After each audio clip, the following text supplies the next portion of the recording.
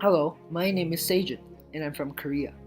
This is my first year in China, and I was fortunate enough to come to Shizhou, Dali, in the Yunnan province, as part of the Wildfire Microcampus group. 16 students, including me, and 2 teachers, with a 3.5 years old girl, has come here to become part of the community and learn. Every student chose a topic they would be studying in Shizhou. I chose Hobbies and Managing Stress in Shizhou because I have a lot of hobbies and get a lot of stress from schoolwork back in Shanghai. So I wanted to know the hobbies and stress of the people in Shizhou.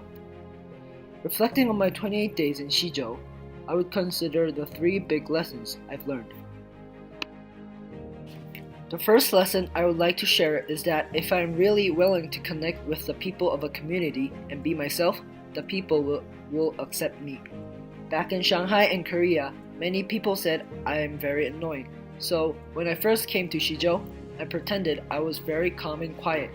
But then I couldn't be part of the microcampus group. In order to act as a quiet person, I isolated myself and felt very lonely. Soon I got very nervous and started to fit into the group.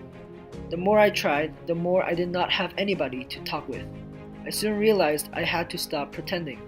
I showed my real personality, and even though my friends were bothered at first, I was able to become part of the microcampus community.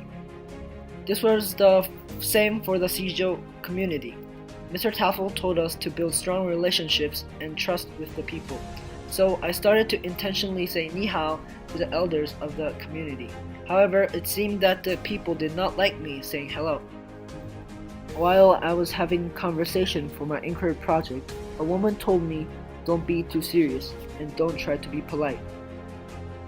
The two experiences changed how I behaved and how I became part of a community. Now, many people notice me and accept me. I feel like I am part of the community.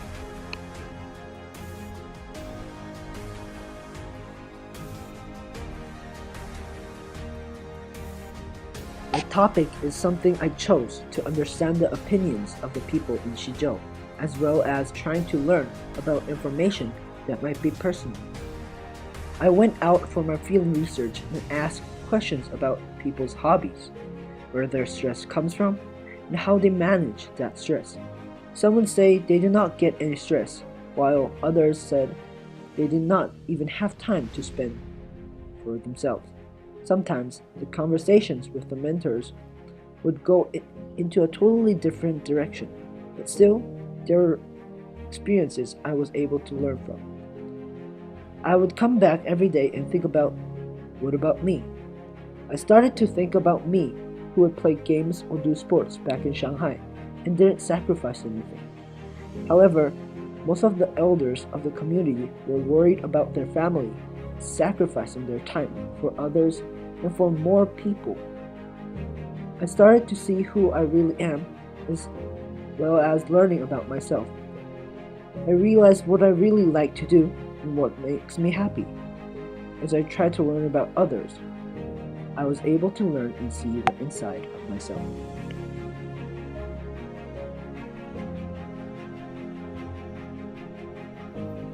When we were halfway through our 28 days, we went to Shilongchuan to hike and camp.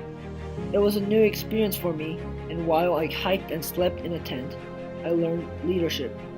As we walked through the mountains, we changed the front pack often, who would lead the rest of the group.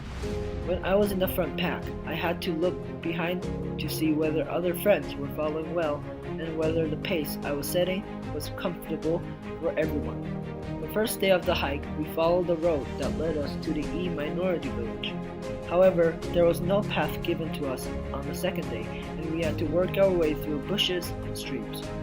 Since it was challenging, some of us got easily sensitive. Some were very positive and took care of other friends who were struggling. However, the most important part of our journey was that we had to overcome the challenge by ourselves. After the trip, my friends told me that now they can see who I am and what kind of person I am. Therefore, I think the last lesson I would like to share is that all of the new experiences in Shizhou made me grow and build up my personality. It also revealed myself by going through challenges.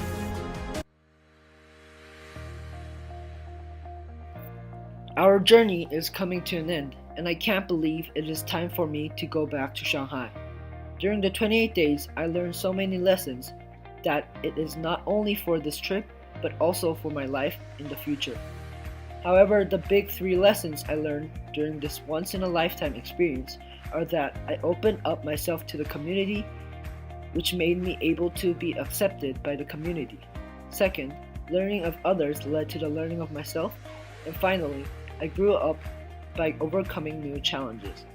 I believe that these lessons and experiences do not only apply to me, but to others or you who might be watching my video. Wherever you go, try new experiences and try to open yourself to the people.